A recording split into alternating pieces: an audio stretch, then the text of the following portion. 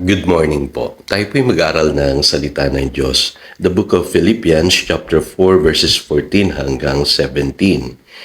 Gayunman, ikinagagalak ko ang ginawa ninyong pagtulong sa aking mga paghihirap. Alam naman ninyo, mga taga-Pilipos, na kayo lamang ang iglesyang nakahati ko sa hirap at ginhawa nang umalis ako sa Macedonia noong ako'y nagsisimula pa lamang sa pangangaral ng magandang balita. Noong ako'y nasa Tesalonica na, makailang ulit ding pinadalhan ninyo ako ng tulong. Hindi sa hangad kong laging tumanggap ng makaloob, kundi ang nais ko ay makatanggap kayo ng masaganang gantimpala. And then, basahin natin yung verse 19. At buhat sa hindi mauubos na kayamanan ng Diyos, ibibigay niya ang lahat ng inyong kailangan sa pamamagitan ni Kristo Jesus. The joy of having true friends. Napakahalaga po na mayroon tayong mga totoong kaibigan. At kapansin-pansin po dito sa pag-aaral natin sa Philippians chapter 4, yung unusual friendship na meron po si St. Paul sa Philippians. At alam nyo, mapapansin natin dito na yung Philippian church lamang ang tumulong sa kanya nung siya po'y nahihirapan, nung siya'y nagsisimula pa lamang sa pangangaral ng mabuting balita. Kaya alam niyo po sa Biblia, ini-encourage na magkaroon tayo ng mga totoong kaibigan. Kasi hindi tayo pwedeng mamuhay ng tayo-tayo lang. Kailangan natin ang bawat isa.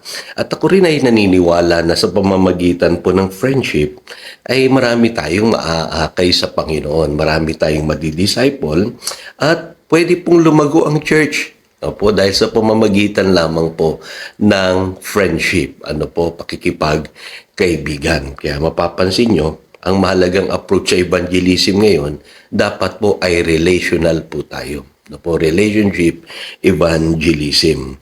So, tayo ba'y marunong mag-invest sa relationship? Yun. Magandang tanong yan. Kasi minsan naisip na natin yung lahat ng paraan para mag-reach out sa ibang tao. Pero ang malaking tanong, nag-i-invest ba tayo sa relationship?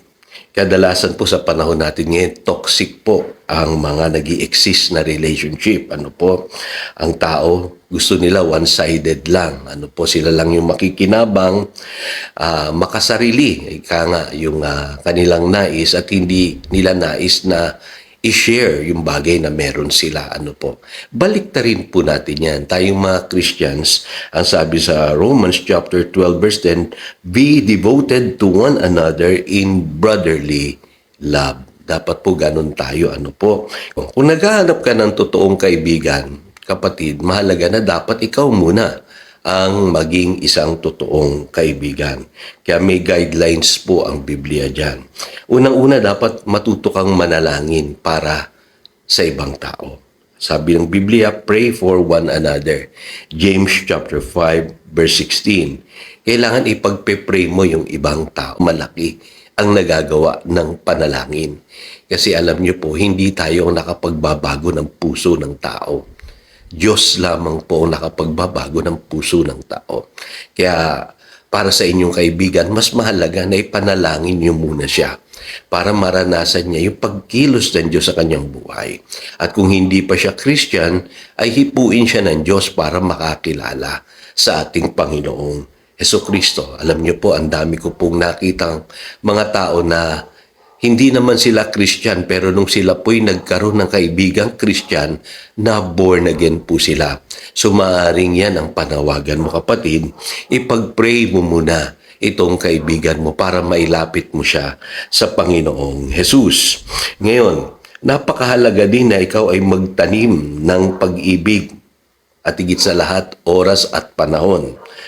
Sow seeds of love. Spend time together. Kasi sabi ng Proverbs 17:17, a friend loves at all times. Ganun po pala, magkaibigan. Lagi silang magkasama.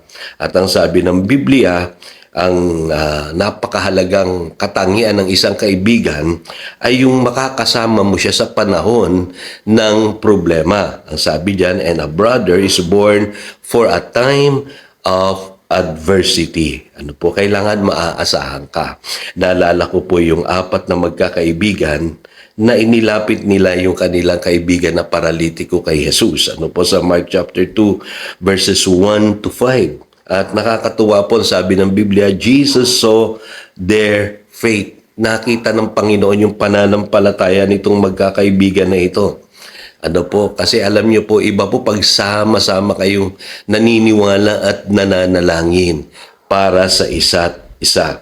Nandun po ang pagkilos ng Diyos. Ano po, kaya pinagaling ng Panginoon yung lalaking paralyzed. Ano po, at makikita nyo, matitest sa panahon ng pagsubok o problema ang inyong pagiging magkaibigan. Ang totoong kaibigan sa hirap at sa ginhawa, kasama mo siya.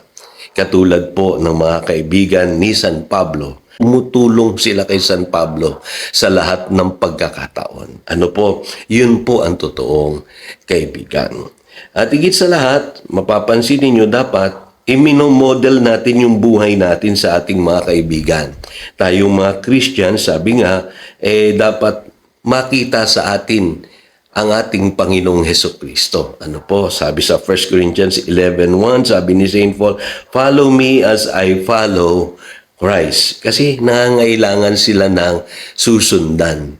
Kailangan nila ng modelo. Kaya tayo mismo ang magpapakita nito sa kanila.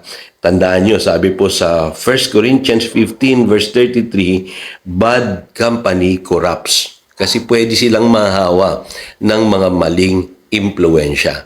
Tayo po bilang totoong kaibigan, dapat magpakita tayo ng magandang halimbawa sa kanila. At panghuli, sabi sa Proverbs 27 verse 17, as iron sharpens iron, so one person sharpens another. Dapat po ay tulungan nating magbago ang isa't isa. Ano po? Alam niyo, maganda sa friendship, nagtutulungan kayo na kayo parehong magbago. So kung makakakita kayo ng pagkakamali sa isa't isa, kayo ang magpupunaan. Ano po? At pagka magkaibigan kayo, hindi masakit yun. Ika nga open rebuke is better than hidden love. At sa pamamagitan yan, ay napapalakas ninyo ang isa't isa, nagbabago ang isa't isa, natutulungan ninyo ang isa't isa sa pamamagitan ng transparent na relationship na meron sa inyo. Kaya alam niyo po, mahalaga yung meron kang kaibigan kasi yung kaibigan totoo, yan ay magsasabi ng totoo. At higit sa lahat, nagmamalasakit yan sa'yo. Kaya uulitin ko mga kapatid, sa Christian life, we grow together. Kaya mahalaga, meron po tayong kaibigan. Again, ito si Pastor Jojo, nagpapaalala upang daluyan tayo ng pagpapala, manatili tayo sa kanyang salita. Good morning.